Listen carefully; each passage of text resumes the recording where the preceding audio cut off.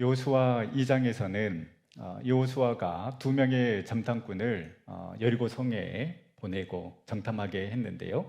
이 여리고 성에서 이방 여인 라합을 만나게 됩니다. 이 여인을 만나게 되면서 이 정탐꾼 두 명이 목숨을 건지게 되는데요.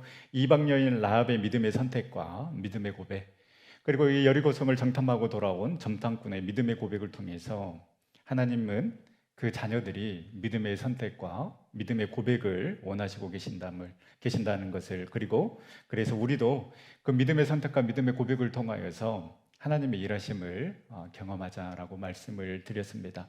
이 정탐을 마친 여호수아 그리고 백성들은 이제 요단강을 건너서 가나안 땅에 진입하게 되는데요. 그리고 본격적인 정복 전쟁을 시작하게 됩니다. 요단강을 건너는 데 있어서 하나님께서 여호수아와 이스라엘 백성들에게 명령하신 두 가지 명령이 있습니다. 첫 번째는 3절 4절 말씀에 기록하고 있는 것처럼 언약궤를 메고, 제사장들이 언약궤를 메고 나아가면 너희들은 그 뒤를 따라가라는 것입니다. 그리고 두 번째는 5절 말씀에 기록된 것처럼 너희 자신을 성결하게 하라라고 명령하십니다. 사실 이 두 가지는 조금만 생각해 보면 어이없는 말씀이기도 합니다. 지금 이들은 요단강을 건너야 하고, 또 요단강을 건너면 견고한 성 여리고성이 그들을 기다리고 있습니다. 산 넘어 산입니다. 먼저 이 요단강이 어떤 강인지를 알 필요가 있는데요. 이 요단강은 물살은 굉장히 빠른 편이지만 평상시에는 30m 너비에 깊이는 1에서 3m 정도의 강입니다. 그래서 일반적으로 건너기에 그렇게 어려운 강은 아닙니다. 그래서 요단강을 건넜어 라고 이렇게 이야기를 하면 뭐 어쩌라고 정도의 반응이 나올 수 있는 평범한 강입니다. 그런데 이 평범한 강이 언제 건너느냐에 따라서 상황은 벨팝식도 달라집니다. 이스라엘 백성들이 요단강을 건너는 그 무렵의 요단강은 봄이 되어서 헤르몬 산에 눈이 녹아 범람하는 때입니다. 요단강이 범람할 때는 물이 불어서 굉장히 무섭고 물살이 빠르기 때문에 사람이 건너기가 힘들고 굉장히 어려운 시기라고 할 수 있습니다. 그렇다면 이 요단강이 범람한 시기에 어떻게 이 요단강을 건너갈 것인가, 뭔가 정교한 작전이 필요할 것 같고, 이 요단강을 어찌어찌 건너간다 해도 정말 이스라엘 백성들은 자기의 힘으로 도저히 무너뜨릴 수 없는 여리고성이 그들을 기다리고 있습니다. 그렇다면 어떠한 전략과 전술을 통해서 이 여리고성을 정복할지 고민해야 되는 것 아니겠습니까? 그런데 하나님께서는 딱 두 가지만을 이야기하셨습니다. 하나님의 이 명령이 이스라엘 백성들에게 주는 의미는 무엇인가? 그리고 지금 이 말씀을 묵상하고 있는 우리에게 주는 도전은 무엇인지 생각해 보며 은혜를 나누고자 합니다. 먼저 왜 하나님께서 이 요단강 도하와 여리고성 전투를 앞두고 있는 이스라엘 백성들에게 성결하라라고 명령했는지 생각해 보겠습니다. 5절 말씀입니다. 여호수아가 또 백성에게 이르되 너희는 자신을 성결하게 하라. 여호와께서 내일 너희 가운데 기이한 일들을 행하시리라. 자신을 성결하게 하라 명령하셨습니다. 요단강을 건넌 다음, 그리고 여리고성을 정복해야 되는데 요단강을 건너는 것과 또 이 여리고성을 정복하는 것, 이 과정 가운데 도대체 이 백성들이 성결하라, 이 성결과 무슨 상관이 있기에 하나님께서는 성결하라고 명령하셨을까요? 이 중차대한 시기에 성결하라, 거룩하라 말씀하신 것은 그만큼 하나님의 관심이 여기에 있다는 것입니다. 우리는 요단강을 건너가는 것, 그리고 그 요단강을 건너가서 여리고성을 어떻게 무너뜨리고 승리할 것인가에 관심이 있지만, 그러나 하나님의 관심은 전혀 다른 곳에 있었습니다. 하나님의 관심은 바로 자녀들의 거룩과 성결에 있었습니다. 이 말은 너희들이 요단강을 건너는 것, 그리고 여리고성을 무너뜨리는 것, 더 나아가서 가나안 땅 정복하는 것, 그건 내가 다 할 거다. 내가 알아서 너희들 건너게 하고 여리고성 무너뜨리고 가나안 정복하게 해줄 테니 너희는 너희 자신을 성결하게 하고 거룩하는데 관심을 가지라는 것입니다. 이 명령, 거룩하라 성결하라라는 이 명령은 우리를 세상의 부적응자로 만들기 위해서 우리에게 주신 명령이 아닙니다. 이 명령은 세상의 친구들 다 끊고 그래서 세상 친구들에게 버림받고 외롭게 홀로 살아가라고 우리에게 주신 명령도 아닙니다. 어쩌면 우리는 그 세상 가운데서 너무나도 어정쩡하게 있으니 욕을 먹고 지탄의 대상이 되는 것입니다. 늘 세상과 하나님 사이에서 머뭇머뭇하면서 구별이 되지 않으니 너의 정체성이 무엇이냐고 오히려 역질문을 받는 것 아니겠습니까? 교회가 거룩과 성결의 모습이 없고 세상과 똑같으니 교회의 영향력이 사라지는 것입니다. 성도가 거룩과 성결의 모습이 없으니 네가 그리스도인이 맞아라는 조롱 섞인 말을 듣게 되는 것입니다. 참 아이러니한 것은 하나님은 이토록 그 자녀들의 성결과 거룩에 관심이 있는데 정작 하나님의 자녀인 우리는 이 거룩과 성결에 노이로제가 걸려 있는 것처럼 강한 거부감이 있습니다. 어떻게 거룩하게 살아? 어떻게 이 세상 가운데 성결하게 살아? 이렇게 살아가면 성공도 하지 못하고 세상에 적응도 못한다고 생각합니다. 목사나 거룩하고 성결하게 살아가면 되지. 사회생활하고 직장생활하는 우리는 필요 없는 그러한 명령이라고 생각합니다. 여러분, 하나님의 속성이 거룩인데 하나님의 자녀인 우리가 거룩과 동떨어진 삶을 살아가서야 되겠습니까? 하나님의 관심이 성결인데 하나님의 자녀인 우리가 성결에는 관심 없는 삶을 살아가야 되겠습니까? 이렇게 하나님의 속성, 하나님의 관심, 하나님의 마음이 거룩과 성결에 있음을 알고 거룩한 삶을 살아갈 때에 여러분, 우리는 제 유혹을 이겨낼 수 있는 것입니다. 여러분, 카페나 이렇게 식당에 화장실이 깨끗한 곳에 들어가면 어떻습니까? 조심하게 됩니다. 왠지 볼일 보고 손 씻고 나오면 뭔가 물기도 다 닦아야 될 것 같은 그러한 느낌이 듭니다. 그러나 깨끗하지 않는 곳에 들어가면 조심할 필요를 그닥 느끼지 않습니다. 깨끗한 곳에 들어갈 때와 분명 다른 행동을 하게 되는 것을 볼 수 있습니다. 여러분, 바로 이것이 깨끗함의 힘입니다. 여러분, 건강을 위해 음식 간을 하지 않고 그 싱겁게 드시는 분들이 있습니다. 이 맛에 길들여지면 진짜 음식 본연의 그 맛을 누리게 된다라고 하고요. 음식이 조금만 짜도 금방 짠 것을 많이 느낄 수가 있다고 합니다. 여러분, 성결함은 영적으로 깨끗하여서 세상의 것이 조금만 들어와도 그것을 알고 거룩에 머물러 세상의 것을 내뱉는 힘과 능력이 있기 때문에 하나님께서는 여호수아를 통하여서 최우선적으로 성결하라고 명령하신 것입니다. 성결해야 때묻지 않습니다. 거룩해야 죄를 죄로 인식하게 되고 죄를 지었음을 깨닫게 됩니다. 그런데 성결하지 않고 거룩하지 않으면 어떻게 됩니까? 하나하나 타협하게 됩니다. 이것도 괜찮고 저것도 괜찮고 그러다 보면 너무나도 자연스럽게 죄악의 자리에 서 있는 나를 발견하게 되고 죄를 짓는 것이 너무나도 자연스러운 모습을 보게 될 것입니다. 이제 이스라엘 백성들은 요단강을 건너 본격적인 가나안 정복 전쟁을 치러야 할 뿐만 아니라 가나안 생활을 해 나가야 합니다. 그러면 자연스럽게 이들은 가나안 이방 문화에 관심을 가질 수밖에 없습니다. 그런데 이때 하나님의 명령처럼 성결하지 않으면, 거룩하지 않으면 흔들리게 되고 고민하게 됩니다.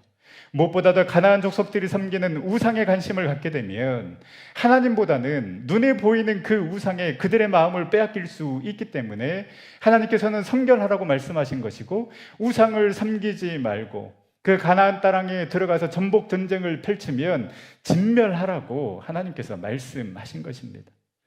여지를 남겨두면 결국 그것 때문에 올무가 되어서 무너진다라는 것을 하나님께서는 아셨기 때문에 이렇게 말씀하신 것입니다. 그리스도인에게 성결과 거룩은 그리스도인의 정체성이요, 영적인 힘입니다. 그래서 우리는 더더욱 많은 유혹을 받게 될 것이고 조롱을 듣게 될 것입니다. 왜냐하면 거룩하다라는 것은 세상과 구별된다라는 것이고, 여러분, 구별된다라는 것은 눈에 띄게 되어 있습니다. 그래서 더 비난받고 조롱도 받게 됩니다. 뭐 그렇게 유별나게 예수 믿느냐고, 교회에 다니냐고, 이 정도는 다 하던데, 내 친구도 교회에 다녔는데 이것보다 더한 것도 한다고, 굳이 그렇게 할 필요가 있느냐, 사람이 적당히 타협도 하고 둥글둥글하게 살아야지 그러는 거 아니다라고 우리를 훈계합니다. 여러분, 어떤 유혹이 있습니까? 혹 이 정도는 괜찮지 않을까? 뭔가 찝찝한 마음으로 행하고 있는 일은 무엇입니까? 습관적으로 제약의 길로 가고 있는 것들은 무엇입니까? 여러분, 내가 무언가를 해서 거룩해질 수 없습니다. 거룩은 죄가 없는 완전한 상태가 아니라 하나님께 가까이 나아가는 것이 거룩입니다. 죄 없는 행동이 거룩이 아니라 죄를 가지고 하나님께로 나아가는 것이 거룩입니다. 거룩과 성결은 나의 의로 하나님을 기쁘시게 하는 것이 아니라 하나님의 의로 나를 변화시키는 것이 거룩입니다. 여러분, 아름다운 향기를 내려면 향기가 나는 곳에 가면 되는 것처럼 우리가 거룩해지기 위해서는 나의 행함으로 거룩해지는 것이 아니라 거룩하신 하나님께로 가까이 나아가면 되는 것입니다. 사랑하는 전성교회 성도 여러분, 이 거룩함과 성결함이 우리의 정체성이 되어서 제 유혹을 이기고 그 거룩하신 하나님께로 나아가 거룩한 옷을 덧입어서 세상과 구별되는 그러한 진정한 그리스도인들이 될 수 있기를 간절히 소망합니다. 성결하라고 명령하신 하나님께서는 이제 여호수아와 이스라엘 백성들에게 요단강을 건너는 방법을 구체적으로 알려주는데요. 우리 여호수아 3장 3절에서 4절 말씀 우리 다 같이 한번 읽어보도록 하겠습니다. 백성에게 명령하여 이르되 너희는 레위 사람 제사장들이 여호와의 언약궤 매는 것을 보거든 너희가 있는 곳을 떠나 그 뒤를 따르라. 그러나 너희와 그 사이 거리가 2000 규빗쯤 되게 하고 그것에 가까이 하지는 말라. 그리하면 너희가 행할 길을 알리니 너희가 이전에 이 길을 지나보지 못하였음이니라 하니라. 아멘. 하나님께서 이 요단강을 건너는 방법을 알려주시는데요. 제사장들이 언약궤를 메고 앞서 나아갈 때인데 너희는 한 2000 규빗쯤 떨어져서 그 뒤를 따라가기만 하면 된다는 것이죠. 한 규빗이 45cm니까요. 2000 규빗은 약 900m, 그러니까 약 1km 정도 되는 거리입니다. 언약궤는 반드시 레인이 메어야 하고 언약궤를 만지거나 가까이 하면 죽기 때문이기도 하지만 2000 규빗 떨어져서 1km 정도 떨어져서 언약궤를 따르게 하신 것은 백성 모두가 이 언약궤를 보며 따라갈 수 있게 하기 위함입니다. 여러분, 이 언약궤는 하나님의 임재를 상징하는 것입니다. 언약궤가 그들 중에 있다라는 것은 하나님께서 실제적으로 그들과 함께 동행하심을 보여주는 것이고 언약궤가 앞장서서 간다라는 것은 하나님께서 그들을 인도하시겠다라는 하나님의 의지입니다. 그래서 성결하라는 말씀과 더불어 언약궤를 뒤따르라라는 말씀은 어떻게 하면 우리가 승리할 수 있을지 그 영적인 원리를 우리에게 가르쳐주고 있다고 할 수 있습니다. 우리는 하나님만 따라가겠습니다 라고 그렇게 말하지만 우리는 늘 하나님보다 앞서 행하는 것을 볼 수 있습니다. 여러분, 자녀 문제만 봐도 그렇습니다. 우리 자녀가 하나님께 맡긴다고 하지만은 기도의 자리에 나와서 우리 자녀를 위해 눈물로 기도하는 것보다 오히려 내가 더 분주하게 움직이는 모습을 볼 수 있습니다. 여러분, 우리 모두가 다 알듯이 자녀 교육에 불문율처럼 유행하는 말이 있습니다. 할아버지의 재력, 아빠의 무관심, 엄마의 정보력. 그래서 저는 이 말 그대로 무관심합니다. 그리고 실제 이를 입증하는 통계 자료도 제가 봤는데요. 이 BC카드에서 2023년에 자사회원 기준으로 60대 이상 고객의 그 소비 트렌드를 분석한 결과 2018년도에 비해서 고객 수도 증가했고 결제액도 증가했다고 밝히면서 그 소비 패턴을 분석했는데요. 그 여러분들 표에 보시는 바와 같이 21년, 22년 대비 2023년에 여행과 면세점 관련 결제 증가율이 계속해서 증가하는 것을 볼 수 있습니다. 그런데 중요한 것은 그 밑에 표인데요. 일명 항원 육아 관련 업종을 보시면 키즈카페, 소아과 병원, 학원에 대한 결제액이 21년, 22년 대비 계속해서 증가하고 있음을 보여주고 있습니다. 그러면서 이 카드 회사 상무는 이렇게 진단했습니다. 우리 사회가 초고령화 시대에 진입하면서 경제적, 교육적으로 조부모의 영향력이 증가하고 있음을 확인했다라고 이렇게 이야기를 했는데요. 이 말은 무엇인가? 자녀 교육에 있어서 할아버지의 재력이 중요해졌다라는 말입니다. 아, 할아버지의 재력, 아빠의 무관심, 엄마의 정보력이 괜히 나온 말이 아니구나 확인할 수 있습니다. 세상은 자녀 교육을 위해서 할아버지의 재력이 필요하고 아빠의 무관심이 필요하고 엄마의 정보력이 필요하다라고 이야기하지만, 그러나 여러분, 자녀 교육을 위해서는 첫째도 둘째도 셋째도 기도인 것입니다. 할아버지의 기도가 필요하고 아버지의 기도가 필요하고 엄마의 기도가 필요합니다. 기도가 최고의 관심이고 사랑입니다. 기도는 재력을 뛰어넘고 무관심을 뛰어넘고 정보력을 뛰어넘습니다. 내 자녀가 잘되고 성공하는 것보다 더 중요한 것은 과연 내 자녀가 하나님을 따라가는 삶을 살아가느냐, 하나님과 동행하는 삶을 살아가느냐가 너무나도 중요합니다. 여러분, 속도보다 중요한 것은 방향입니다. 그러면 그 방향을 어떻게 알 수 있습니까? 주님 따라가면 됩니다. 그래서 속도보다 방향이고 방향보다 동행입니다. 주님만 따라가고 주님과 동행하는 삶 살아간다면 분명 우리보다 더 넓고 더 깊은 생각과 계획을 가지고 계신 하나님께서 하나님의 방법으로 저와 여러분들을, 우리 자녀들을 인도하여 주실 줄 믿습니다. 가보지 않은 길, 하나님이 앞서 가시니 오히려 우리는 안전한 것입니다. 가보지 않는 길, 하나님이 앞서 가시니 우리는 걱정, 두려움 없이 하나님의 인도하심대로 따라가기만 하면 되는 것입니다. 기도로 하나님의 뜻을 묻고, 말씀으로 하나님의 뜻을 찾고, 예배를 통해 하나님만을 높이는 삶을 살아감으로 주님을 따르고 주님과 동행하는 복된 삶 살아가실 수 있기를 간절히 소망합니다. 이제 여호수아와 이스라엘 백성들은 요단강 앞에 섰습니다. 말씀드린 것처럼 하필 이들이 요단강을 건너려고 했을 때에 물이 가장 범람할 때였고 물살이 가장 셀 때였습니다. 우리는 생각합니다. 가나안 땅으로 건너가야 하는데 왜 우리 앞에 요단강에 가로막고 있습니까? 왜 하필 우리가 건너야 하는데 물이 가장 범람할 때고 물살이 가장 셀 때입니까? 원망하고 불평할 수 있습니다. 그러나 하나님께서는 명령하십니다. 야, 두려워하지 말고 걱정하지 말라. 너희는 언약궤를 맨 제사장만 따라가라. 너희는 어떻게 하면 성결한 삶을 살아갈 수 있을까? 그것만 고민하며 성결한 삶 살아가면 내가 건너가게 해주겠다. 내가 이기게 해주겠다라고 말씀하신 것입니다. 이 믿음 가지고 언약궤를 맨 제사장이 그 범람하는 그 요단강에 발을 내딛었을 때에, 물살이 가장 센 그 요단강에 발을 담갔을 때에 15절 16절에 기록된 것처럼 위에서 흘러내리던 물이 그치고 아라바의 바다 여매로 향하여 흘러가는 물은 온전히 끊어지면서 여호수아와 이스라엘 백성들은 마른 땅을 건너가게 된 것입니다. 우리 앞에 놓여진 수많은 강이 있습니다. 왜 하나님 하필 중요한 때에 나에게 이런 강을 주십니까?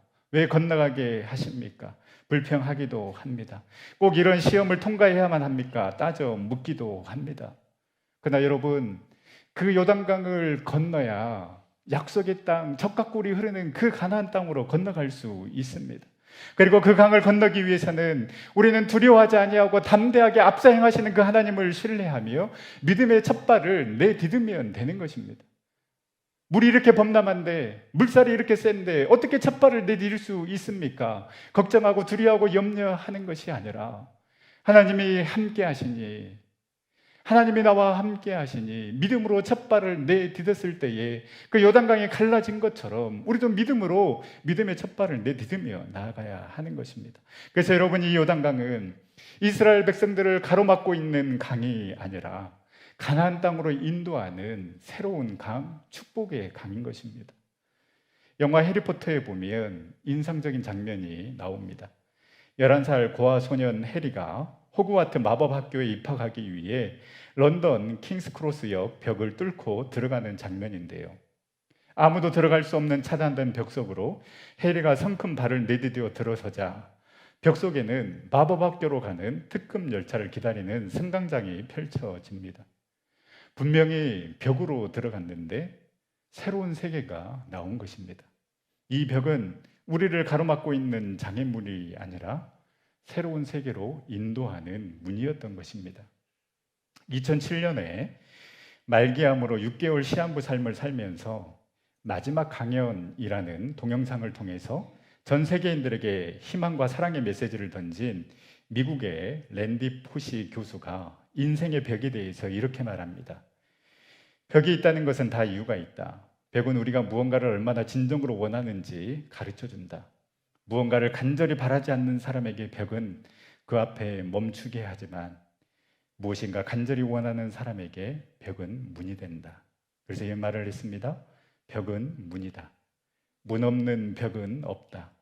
벽은 문을 위해 존재한다. 벽 앞에 서 있지 말고 벽을 열어라. 그러면 벽은 문이 된다. 여러분, 요단강은 이스라엘 백성들을 가로막고 있는 장애물, 벽이 아니라 가나안 땅으로 인도하는 문이었습니다. 무엇을 두려워하고 있습니까? 무엇을 염려하고 있습니까? 5월 셋째 주 저희 교회는 안수집사 권사님을 뽑는 항존직 선거가 있는데요. 이렇게 이제 저희 장로님들이랑 이분이 감당해 주셨으면 좋겠습니다라고 이렇게 후보를 고르고 아마 저희 목사님들이 연락을 했는데 충분히 감당해 주실 수 있는데 거절하신 분들이 있다고 들었습니다. 그래서 제가 지난주에 전화를 할까 말까 하다가 전화를 안 했는데 안 하길 잘했다라는 생각이 들었습니다. 오늘 말씀을 준비하는데 이 말씀은 꼭 전하고 싶은 마음을 주셨는데 만약에 지난주에 전화하고 오늘 말씀을 전했으면 목사님 또 나 들으라고 설교하신 거네, 상처받을 수 있지 않겠습니까? 여러분, 아직은 때가 아닌 것 같고 이래저래 앞날도 불확실한 것 같고 또 이 항존직이라는데 항존직이 주는 무게감이 분명히 있습니다. 평생 감당해야 하는가? 직분 받으면 고생하는 거 아닌가라는 생각도 들고 진짜 발을 내딛어야 되나 말아야 하나 고민도 되실 것입니다. 그래서 생각해서 도저히 못할 것 같습니다 라고 목사님들께 이야기하셨을 것입니다. 그러나 여러분, 이 고민은 다음에 또 반드시 하게 될 것입니다. 그리고 또 여러 가지 이유를 찾게 될 것입니다. 믿음의 발을 내딛어 보십시오. 지금 여러분이 생각하는 걱정, 염려가 분명히 있지만 그 거룩한 부담감은 우리를 가로막는 문이 아니라 우리를 더 큰 하나님의 뜻과 계획 안으로 인도하는 문이 될 것입니다. 그리고 제가 희망을 드리는 말씀 한마디 하면은 여러분 안 될 수도 있습니다.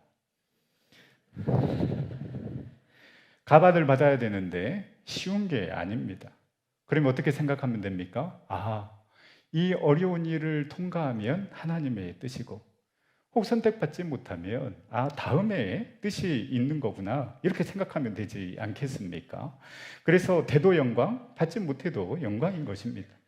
그런데 왜 여러분이 스스로 결정하고 내 때가 아니라고 단정 짓습니까? 왜 하나님의 뜻을 여러분이 지고 있으면서 걱정하고 염려하십니까? 사랑하는 전도교회 성도 여러분, 여러분 어떤 상황 가운데 있습니까? 요단강이 내 앞에 가로막고 있고 도저히 건널 수 없을 만큼 범람하고 물이 센 그 가운데 혹 있지 않습니까? 왜 물이 범람할 때야? 왜 물살이 가장 셀 때야? 왜 가장 힘들고 어려울 때 나에게 이런 선택을 하게 하는 거야? 여러분, 바로 그때이어야 하나님의 기적과 하나님의 능력을 체험할 수 있는 가장 최고의 시점이기 때문입니다. 이스라엘 백성을 가로막고 있는 요단강은 젖과 꿀이 흐르는 가나안 땅으로 인도하는 축복의 문이 되었던 것처럼 여러분, 힘들고 어렵고 불안할 때, 원망스러울 때 좌절하고 무너지는 것이 아니라 우리의 시선을 온전히 우리 주님께 고정하고 믿음의 첫걸음을 내디디며 하나님께로 나아갈 때에 우리는 가장 최고의 하나님의 은혜를 누리게 될 줄 믿습니다. 이 귀한 축복과 은혜를 누리는 우리 전생의 모든 성도님들 다 될 수 있기를 간절히 소망합니다.